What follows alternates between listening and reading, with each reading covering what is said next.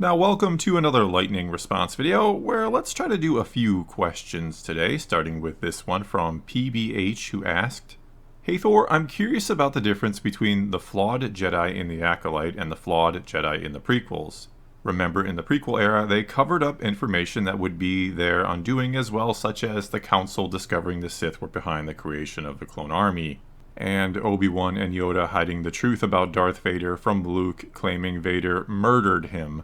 Not to mention expelling Ahsoka to save their reputation with the Senate compared to Venestra Rowe, who covered up her apprentice's turn for the same reason.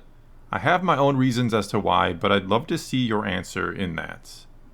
And I think the very first thing we have to keep in mind is one is wartime, the Clone Wars, obviously, and the other is peacetime, the Acolyte. One is the Jedi trying to win a war and doing whatever they feel they must, even keeping certain pieces of information to themselves, and the other one, the Acolyte, is them really just trying to save their reputation or to look a certain way in the eyes of the Republic. You also have to keep in mind that Dooku tells Obi-Wan that a Sith Lord is now in control of the Senate, and so, yeah, he could be lying. Obviously, he could be lying. He could be trying to just cause all kinds of panic and chaos for the Jedi. But what if he's not lying? What if he's telling the truth and a Sith Lord really is somehow manipulating and controlling the Senate? If you're the Jedi, you don't want to feed that Sith Lord information that they may or may not have. And so the Jedi have a reason beyond just saving their image or reputation or vanity, essentially, to withhold information from the Senate. They are trying to win a war. They are trying to save the Republic. They're not doing it simply because they may look bad if the information comes out. They're doing it because if certain information does get into the wrong hands, it could cost them the war. It could cost the galaxy freedom, essentially. The Sith could rule once more. As for your other examples, Obi-Wan and Yoda lying to Luke about his father, well, we could cut Lucas some slack here and remember that he had not decided to make Vader Luke's father until The Empire Strikes Back.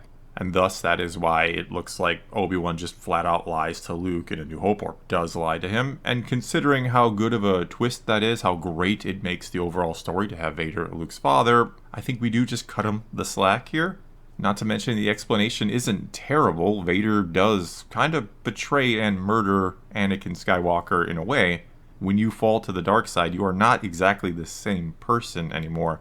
You are corrupted to it to the point where you become its pawn. So the good person who was Anakin, who was a Jedi who fought for what was right, he was destroyed in a manner of speaking.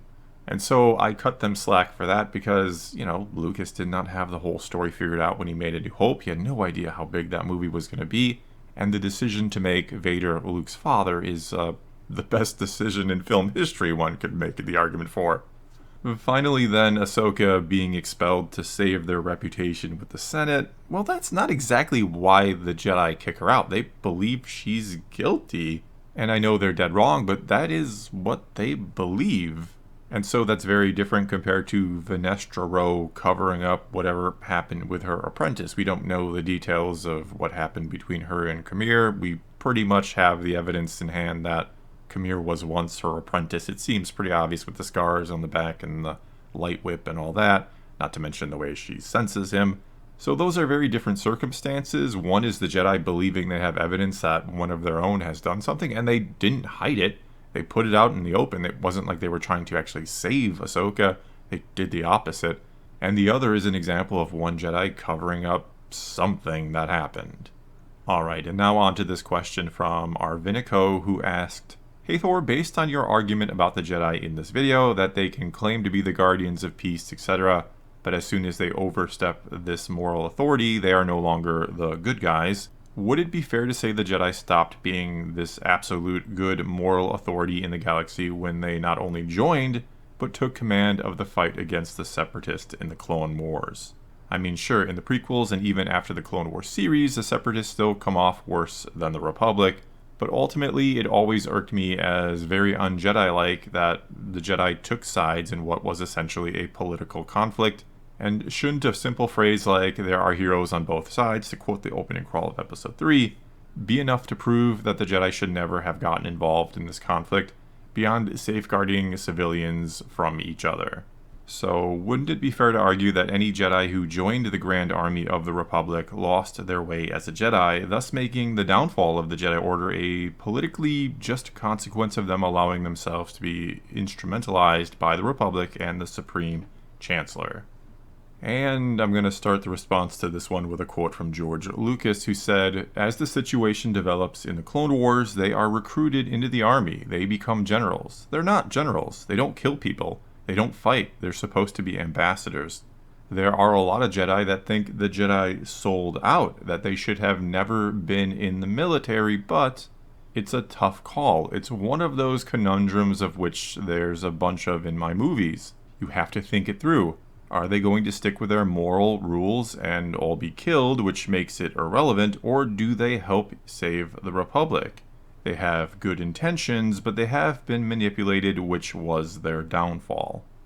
And first of all, one of the things he says in there about sticking to your moral rules, despite the fact that you'll just be killed if you do, fits in perfectly with a show like Andor. That is kind of the crux or essence of Andor, isn't it?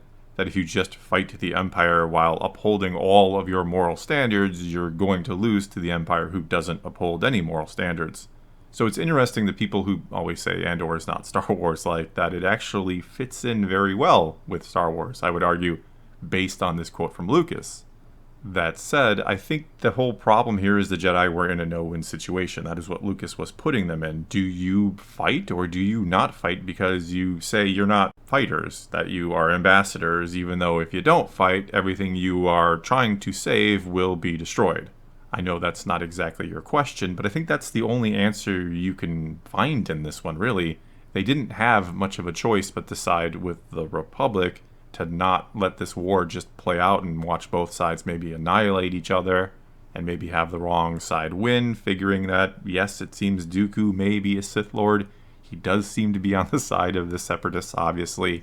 So it seems like they are more manipulated than the Republic, and thus we're going to side with the less manipulated side, the lesser of two evils in a sense. They're going to let go of some of their moral code to fight this war and to hopefully save the Republic.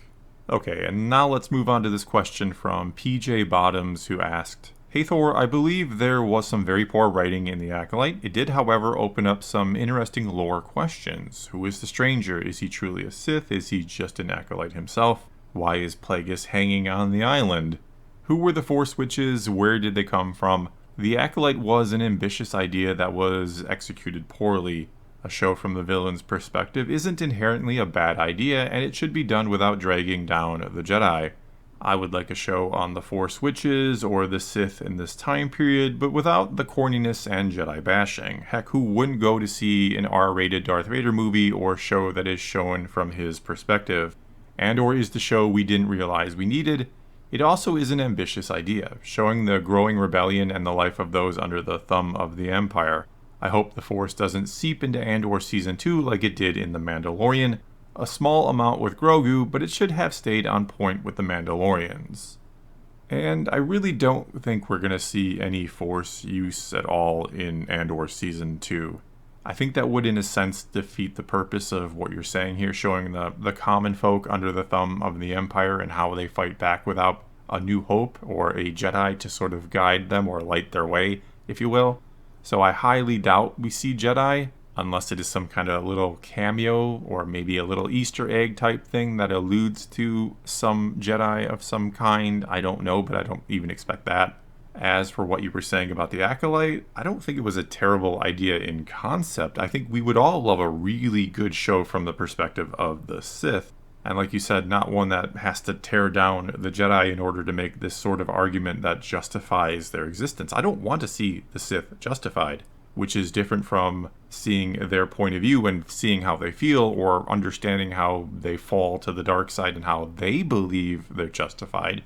There's a difference between a broad sense of justification and that individual justification a character can have. I feel like the Acolyte is making an argument too close to the former, where it's kind of trying to say, if it wasn't for the Jedi, there wouldn't be Sith. It's their fault they come about. And I disagree with that entirely. I don't think that is the point at all of the Jedi. I don't think that is something Lucas would have in any way, shape, or form approved of. Alright, and now we move on to this question from Lilac and Gooseberries, who asked, Hey Thor, what do you think about the idea of exploring Skywalkers that came before Shmi? For example, if they went back to the Old Republic era, there was a character with the Skywalker name. They wouldn't need to necessarily be Force sensitive, they could be an engineer, a soldier, or politician. Or should they leave the name as unknown until the rise of Anakin? Would love to hear your thoughts about it. Also, thanks for the great content you and Naboo make. And I think that is one of those things that's kind of playing with fire, where it could all go very horribly and you could burn the whole thing down, or you could create something amazing. Because I do think there is an interesting question there. Was Shmi just a random person picked in the galaxy to give birth to the Chosen One? Does she come from a line of special individuals? I know you said they didn't have to be Force sensitive, but what if she comes from a line of very Force sensitive individuals who have done previous things in the galaxy, previous heroic things, and that is perhaps why the Force essentially chose them, that this is a heroic bloodline or something along those lines. I don't know, I think it is an interesting idea to explore, but it could be one of those things where some fans are just really going to hate it, like, why did you have to go back in time and show what the Skywalkers are like? Why couldn't you just leave that alone? And others would be fascinated by it, especially if done well, of course. I would say it's probably best left unexplored because of the potential to just do something stupid with it, even though there's the potential to do something really kind of cool with it if, again, done right. Next up then, a question from Hello by 1pm, who asked, Hey Thor, do you think Star Wars iconography is its own enemy? The execs would get mad at you if a Sith show in Rule of Two era didn't give them a lightsaber fight. Then you try to explain the lore and get fired. And I do think it can be an enemy in more ways than one even, because speaking of studio execs who maybe don't understand the lore, they're just thinking put lightsabers in it and people are going to watch it. That's the only thing they think of when they think Star Wars. So if it has lightsabers, of course fans are going to like it. The fights are cool, they're going to love that sort of thing, and they don't really understand that a lot of fans want a little more than that from Star Wars. Yet at the same time, there are people out there who, if they don't get lightsabers, are going to say it's not Star Wars. The iconography is kind of like a double-edged sword or a lightsaber. It can cut any which way. It is one of those things where you are famous for your iconography, yet at the same time, you are going to be beholden to it by a lot of people. Alright, and let's do one final question, and it comes to us from Joseph Morrow, who asked, Hey Thor, should we expect to see the return of the Battle of Heroes and Villains? And yes, I would like to get back to it. One of the reasons I've been a little hesitant lately is I don't want it to turn into let's pick a bunch of Acolyte characters and rip on them and just do that. Certainly we can do some of the Acolyte characters when we return to it, but I just don't want it to be, here's a bunch of them, let's rip on them and keep ripping on the Acolyte, which is kind of beating a dead horse at this point. But there are plenty of characters, a lot of EU characters too, that we could get to, which is maybe a good way for me to get talking more about the EU. Like I've said before, I want to find a more unique way to talk about it. I don't want to just make the normal lore video, here's some information that you may have not known, and just drone on about it for 10 minutes. So yeah, I would like to get back to it. I hope to get back to it soon, which would mean I would begin with the HK47 video, which is where we left off. Well, that's going to be all I got for you this time then. So now it is your turn. Take to the comments below. Tell me what you think about any and all of my answers to these questions, or give me your own take on any of them. You can also feel free to leave a question for a future lightning response video. All you got to do, you just start your comment off with Hey Thor, and then you ask away. But whatever you choose to do, leave a comment below. Let's talk some Star Wars. And until next time, thanks for watching.